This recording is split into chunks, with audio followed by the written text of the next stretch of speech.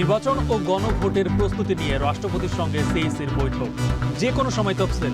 বাগেরহাটে 4টি ও গাজীপুরে 5টি আসনে থাকছে আপিল বিভাগের রায়।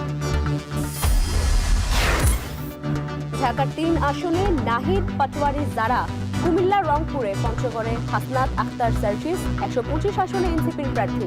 ক্ষমতা নয়, সংস্কার যুক্ত থাকতেই নির্বাচন। তফসিলের পর আচরণ বিধি মেনে লেভেল প্লেইং ফিল্ড নিশ্চিত করাই বড় চ্যালেঞ্জ বলছেন বিশ্লেষকরা। প্রশাসনের সামনে নিরপেক্ষ ভূমিকা পালনের সুযোগ। উদ্ধার না হওয়া অবৈধ অস্ত্র নিয়ে নির্বাচন ঘিরে শঙ্কা। দেশীয় সিন্ডিকেট সহ সক্রিয় সীমান্তের ওপারের চক্র বলছে র্যাব।